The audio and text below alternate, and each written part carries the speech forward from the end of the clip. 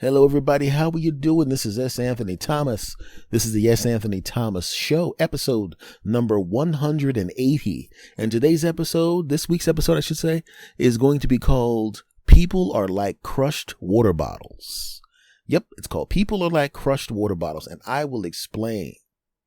And you'll understand what I'm talking about, no matter how old you are. The older people actually will understand more, but about a third of my audience is young people, so I definitely want y'all to hear this. When you look at a kid, or even if you look at a puppy, we'll start with puppies. You know, when you get a puppy, right? The puppy bites your hand, but it can't really bite your fingers just because it doesn't have the jaw strength yet. It's just playing around. You know, you watch the puppy. You know how a puppy walks and has that little goofy walk, right? And then there comes a point where the puppy walks like a dog. It's a dog now, right? And the cute stuff it used to do as a puppy, it doesn't do it anymore. It does cute dog stuff, but it doesn't do cute puppy stuff sometimes, right? And you realize that dog is not the same dog as it was when you could hold it in your one hand. Now the dog craps the same size as your crap because you got a big dog. When the dog barks, it's not ew, it's now roof. You know, it's just like, whoa, geez, what's going on, right? You can hear the dog's feet when it comes down the steps because the dog's 114 pounds. It's a different thing, and this dog is different. It doesn't like the same toys it liked when it was a puppy. It doesn't even like the same foods. It's just a whole different dog. And that applies to people too, right? Remember when your son, your daughter, your niece, your nephew, when they were little kids, they used to joke with them all the time. The little things you used to do. They like this kind of candy. You got them. They like to cut the sandwiches, cut with the stuff on the. They like the crust cut off their sandwiches. They like to watch cartoons. And then they got a little older. They still watch cartoons, but now it's the kind of cartoons that are action cartoons, right? They don't need you cutting the crust off their bread anymore. In fact, they don't even need you making a sandwich anymore. Can I make a sandwich? Yeah, go ahead. They make their own sandwiches. They get their own juice, and they actually start to take their own trash and put it in the trash can. What? They ate at this table and it's kind of clean? What? I used to have to come in here with a hazmat suit and steam clean the table because they were such slobs, but all of a sudden, what? They get a little older. Remember when they were little kids, you used to hold their hand walking across the street? You try to hold their hand now, and they're like, nah, I'm okay. No, okay. They don't need you to hold their hand across the street. They crossed the street a bunch of times and you weren't around. They don't need your help. As they get older, things change. And those changes happen to us as adults too. You know, you're a young adult. You're in your 20s. You graduated from college. Or if you didn't go to college, you went to a trade school or you got a job out of high school and you start to go. And all of a sudden, the stuff you come across, because now you're running across other adults, not a mixture of adults and children, but now all adults, and all of a sudden the adult politics hits you. Somebody tells you some good stuff to your face and you find out that they said bad stuff to the boss behind your back. Wait a minute, I thought Frank was my friend. Because all your childhood friends are pretty cool, right? You grew up around a bunch of great people. They would never do that. They never did do that. But now you're in the real world. Oh no. Right? And you still have to work with Frank. And you know, Frank's a snake. So now every time you're around Frank, you got to be careful what you say. Be careful what you share. You can't let Frank get too close, but you can't let Frank get far away. You got to keep him just close enough so you can see what he's thinking and see what he's dealing. And if you want to, you give him a little fake information just to see how much he'll pass along. Now all of a sudden you're playing office politics and you're not 21 anymore. Now you're 26. In 26, you probably had 3 for you long-term relationships. You had the one in college, right? You had the one in, you had one in high school. Near the end, you had a couple in college. Now you're at your job. You're a little too busy right now. You're dating a little bit. You date that. And one of the girl in high school dumped you for the guy on the football team. That hurt. Ooh. You go to college, they break up with you because the career that you chose is not going to make as much money as this guy because he's going to be a doctor. Oh, you go to the new job, the girl is flirting with you. The woman is flirting with you. You think everything's great. Then all of a sudden you realize realizes you're just not her type. You really care about it. You thought you were going to be able to do something special. You thought you were going to build a life with her, but no, nothing wrong with it. It's her choice. A person can either be with you or not be with you. It's their choice, but it still hurts, doesn't it? Ooh. As we go forward through life, things happen to us. Things happen to us. Things that are good happen to us, when things that are bad happen to us. But the things that are good that happen to us, they don't affect us that much. We kind of smile and enjoy them and go about our day. But the bad things are the things we feel the most. And you don't remember your wife hugging you, giving you a kiss 2 weeks ago. You don't remember that. But you remember the guy that yelled at you and said some nasty things about you a month ago in traffic. You still think about that, and you wish you could run across that guy again. You're balling up your fists when you're thinking about him. That sticks in your mind. But wasn't that kiss from your wife who was grabbing you, told you that you're handsome, slobbed you down, blah, blah, blah, and all that good stuff? Your baby runs into the room. Hey, daddy, you pick up the kid. Glad the other kid comes in, kiss all the kids. Everything's great. Your best friend calls him. Hey, man, I got those tickets. You don't remember that stuff. It happened, but you don't remember. It's not in the forefront of your mind. But that guy that stole that account from you remember that, and that was 6 months ago. And every once in a while you see him, and you look at him, and you're like, you rotten sassafras and Jehoshaphat, but you're not saying sassafras and Jehoshaphat, and you're not saying the mother jugs and speed, you're saying the words I replaced. And you're probably wondering, okay, that's what are you talking about? That is why I call this episode, People Are Like Crushed Water Bottles. Think about a water bottle. You buy a water bottle, when you take it out of the case, it's pristine. It's full of water, filtered water or whatever it is, right? And as you drink the water, glug, glug, glug, glug, glug. As you drink the water, glug, glug, glug, glug, glug. As time goes by, and as there's less water in the bottle, the structure of the bottle's a little bit different. Just like as you get older, the structure of your body's a little bit different. And even if you're a healthy body, strong body, and you maintain a healthy body your entire life, the structure of who you are as a human being is a little bit different as time goes on, because there's an accumulation of things that happen to you. Maybe they're traumatic, maybe they're just annoying, but they build up over time, don't they? Just like that. And then you drink all the water, glug, and you have that bottle. And as you were drinking the water, you were holding on to the bottle and you were squeezing it. And you notice that the bottle's a little crushed a little bit, right? So you say, yeah, I need some more water. That was enough. You go to the sink because that was the last water bottle. You put some water in the bottle and it holds the same volume as it did before it was squeezed, but it's not the same bottle. It's not as pristine as it was when you pulled it out of the case, is it? No, it's crushed a little bit. What about something really traumatic happens to you? The kind of thing that you will never forget.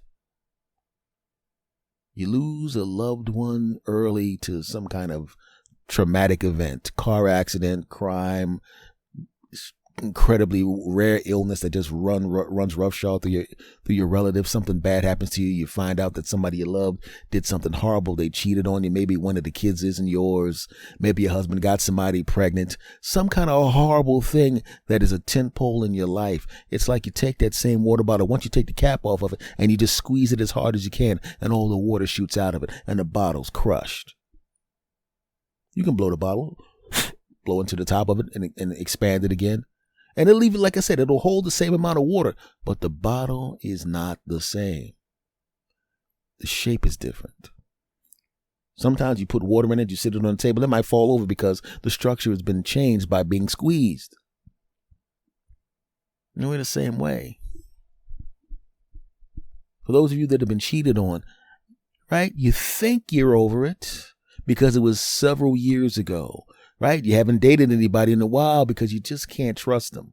Oh, you finally decide to trust somebody and everything's going good. And then you start seeing the signs that you saw, that you didn't see, I should say, that you did not see when you were in that other relationship. The signs that let you know something was going on, a little bit of a change in habit, right? You find a matchbook in her pocket from a place you've never been with, and it's a hotel. What's she doing at a hotel?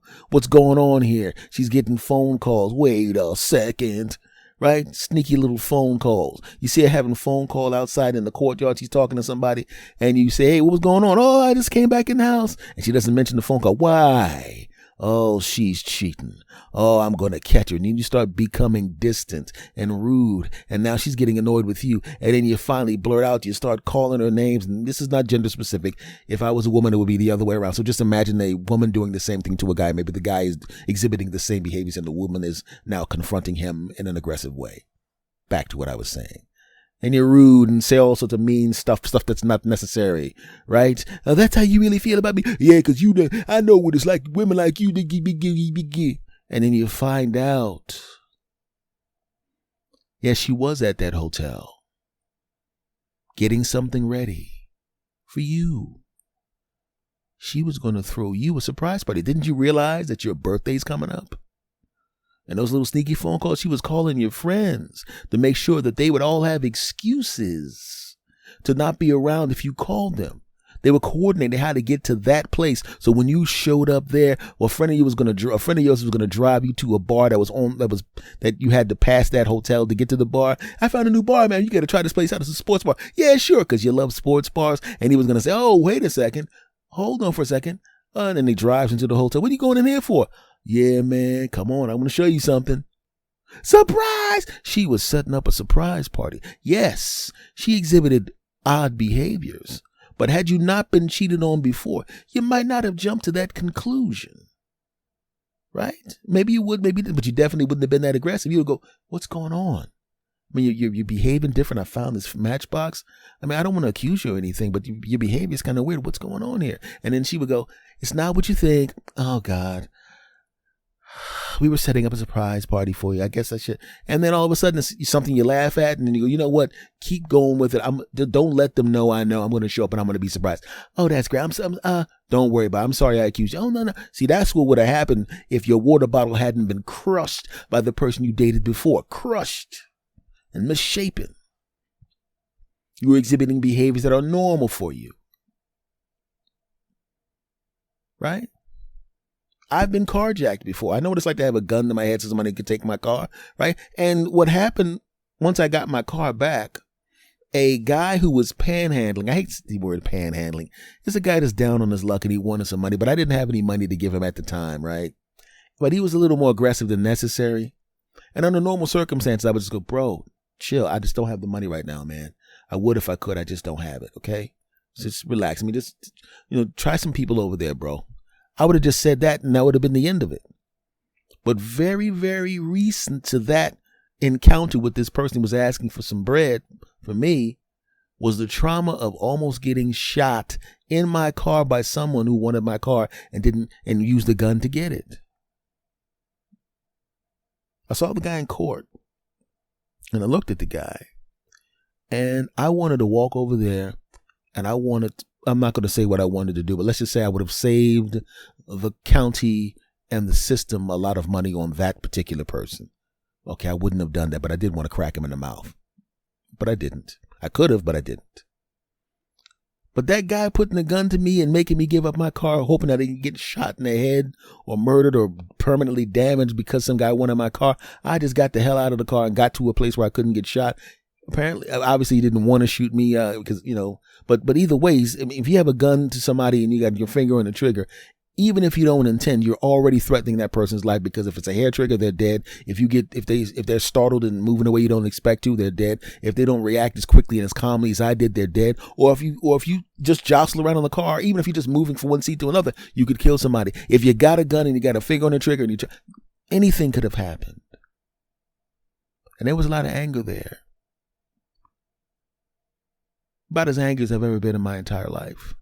And I didn't realize I had carried that anger because that person squeezed my water bottle and left wrinkles in my water bottle, left my water bottle a little bit damaged, left my water bottle to the point where I couldn't put water in it and put it on the table and it would stand up by itself. That's what that person did. The same way as the person in the scenario that I mentioned before, which was a made up scenario. That person had his water bottle squeezed by somebody. It held the same volume, but it wasn't quite the same. So this guy comes up to me.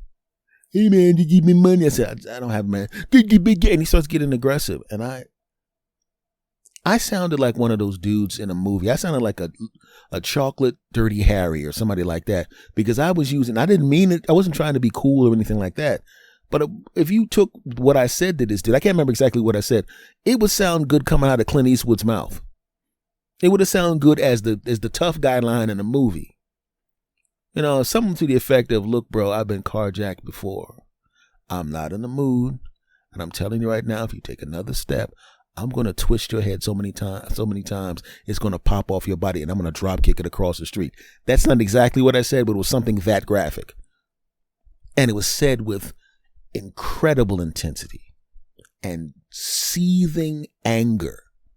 Because had he taken another step towards me, I'm not saying I would have hurt him that badly, But my goal would have been to knock him unconscious. And I didn't want to be that guy. I still had enough control, even as angry as I was in, where I didn't want to go there. And I think I must have had an interesting look on my face because that guy backed up with a quickness. My water bottle had been squeezed. Water bottle. You squeeze a water bottle, those little plastic water bottles, they're never going to be the same. You can blow air into them and reinflate them. They're never going to be the same. They say don't reuse those water bottles because the microplastics will be in the water and they'll be in your body. Well, we'll keep that going. You got to get another water bottle, metaphorically speaking, because you can keep the lessons of the things that happened before. I've had somebody cheat on me before. I've been carjacked before, right? But I'm not going to carry that wrinkle ahead to the next person. She doesn't deserve that, whoever she's going to be, right? When I drive my car, I'm cautious, but I'm not going to not go to the store if I want to get a soda because I got carjacked, whatever. I forgot how many years ago it was. It was quite a while ago, but because of that, I'm still going to, if I want to go to the store, I'm still going to go to the store and I'm going to get what I want, when I want, now I want. That means that guy, that wrinkle, that crushed water bottle that guy left, I can't be that anymore. That was the decision I made because right after I got my car back, I went right back to that store where I got carjacked and ordered some stuff. And I went back every day for a while because it's like, no, bro, you don't get that power, bro. You don't get that. And I kept going back to that store. And after I got cheated on, I went right into my next relationship and I was still cautious, but I was cautious before. But I did not hold it against the next woman or the next woman. I didn't do that. I had replaced that water bottle with a fresh water bottle. I'm not saying that I didn't keep the lessons, but I didn't want to have the damage. And that's the groove, man. When you learn things and bad things happen to you, keep the lessons, but you don't have to keep the damage. You understand? I know this one's a little more intense than normal, but I know that a lot of times when I talk about these things that people can kind of relate to it and they understand that there's going to be bad things that are going to happen to you. And like I said, you don't want to carry that forward. You know, I remember a friend of mine, he was dating a lady and she was shockingly beautiful. I mean, over the top, like what the hell is going on here? Is she from this planet? And he was a nice guy, good looking guy. But she was ridiculous. And he was a confident guy for the most part. Right? But when he got with that particular woman who was that devastating, the only guys he felt comfortable around was my crew of friends because he knew we weren't the type of dude that would try to step to a guy's lady. Definitely not our friend's lady, right? So she was like a sister to us. But he would go places and he would be overprotective. He would be hovering around. He would be over aggressive. You know, when guys would be around, somebody, could I take your water? Yeah, I'm like, whoa, bro. We had to pull him aside. It's like, dude, I know you had problems in the past, but this lady actually, I mean, look, she looks like Halle Berry over here. Okay. You don't think every other guy in the world has taken a run at her and tried to get her attention? Of course they have. Look at her. Right? But she chose you because you're what she wants. If a person can have anybody they want and they choose you, that means they chose you for a reason, right? And the way you're acting right now, you're going to drive her away. And then what's going to happen? See, I knew it. No, you didn't know it. You started it. You pushed it. You ended it. Calm down. If she leaves, let her leave because she wants to leave. Don't make her leave because you were an idiot. And that's how we had to school this dude in the back of a bar before he started acting like a complete chump. Are they still together now, 5,000 years later? Yes. Thank goodness. His boys, me being one of them, pulled his dumb behind to the back and kept him from crushing that water bottle. He shook it up a little bit, but he didn't crush it. So just remember that, man. Remember that. Take the lesson, but not the damage, okay? Don't be a crushed water bottle, and don't let anybody crush your water bottle. Get a whole case of water bottles. Drink out them bad boys and throw them in a recycle can. I'm taking this metaphor too far, ain't I? All right. This is episode number 180. Hope you enjoyed. If you did, tell a friend to tell a friend about the podcast. Hopefully they'll like it too. Subscribe to the podcast if you haven't already. Rate and review the podcast on whatever podcatchers you see it on. 5 stars. Hopefully you'll think it's 5-star worthy. And make sure you come back every week because I'll be here. All right. Much love to you all. I appreciate every last one of you. Much love to you, and I will see you again next time, my friends. Keep those water bottles uncrushed. You hear? Take care.